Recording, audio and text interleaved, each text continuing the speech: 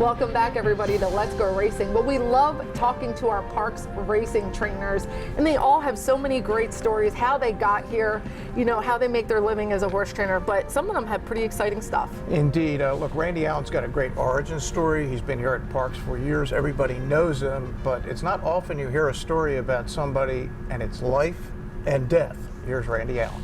What got you into horse racing first place? First of all, my whole family's into horse racing. My dad's a trainer, both my uncles were trainers, both my brothers were jockeys. So I didn't have a lot of choice in the matter. If you lived in my household, you dealt with horses. And you grew up on Louisiana-Texas border. Tell me about growing up down there around horses.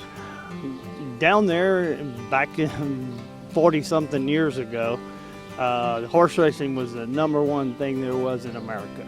So if you were in Louisiana or on the border of Louisiana, Texas didn't have racing at the time, and we all went over to Louisiana to Delta Downs to train our horses, and it was the only pari-mutuel gambling that was close to us. So we all could load it up in the truck on every Friday, Saturday, and Sunday, and we were at the races, and that was from the time I was about 6 years old on.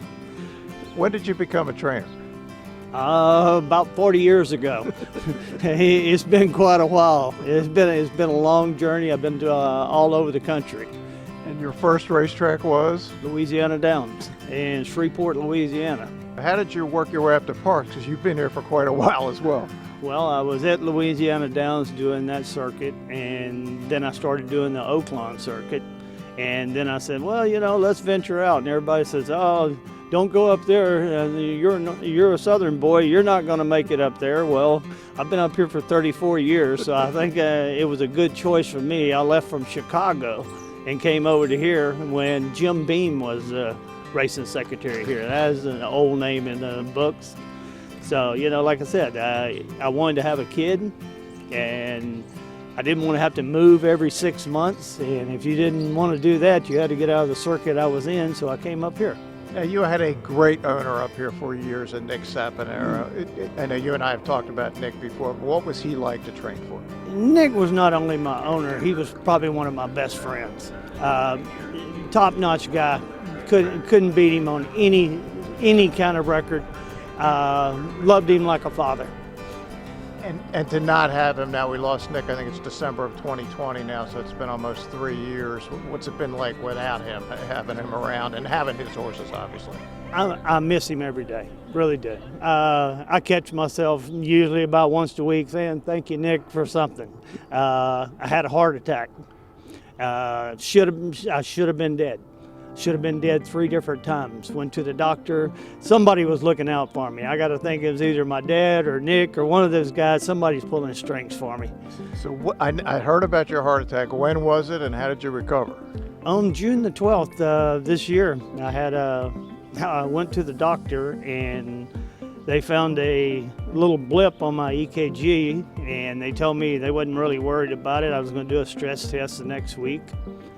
When they said stress test, it kind of scared me. And they said, well, you could go over to St. Mary's and get yourself checked out. And I loaded in the car, went to St. Mary's, and 2 days later they were doing a catheterization to see if I needed a stent. And they told me I needed a bypass. And when they told me I needed a bypass, I told the guy, I'm like, what? And he goes, yeah, you're going, and then I died. And thank God I was on the table and already hooked to all the IVs, and they shocked me, got me back, and I'm here today. So I shouldn't really be here. Now, I didn't know all of that. I mean, what was that like, Randy? I mean, it was like... Well, I didn't see no white light. I don't know if that was a good thing or a bad thing, but I didn't see anything. So here I am. I feel like I'm the luckiest guy in the world.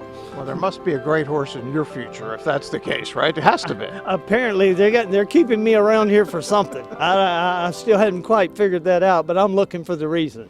Well, Randy quite literally was born into horse racing, and I just love the way your story, you wrote about him this week on letsgoracingparks.com, and I just love how your story unfolded, what happened to him. Yeah, it was pretty clear how I was going to start the story once I talked to Randy and everybody just heard what had happened to him. It's like, whoa, I mean, it's just a wild story, and I wrote about it extensively, as you said, on the website. You could go to the QR code right on your screen. We'll get you right to letsgoracingparks.com. Well, we're so happy that Randy Allen did what he did and is well and with us.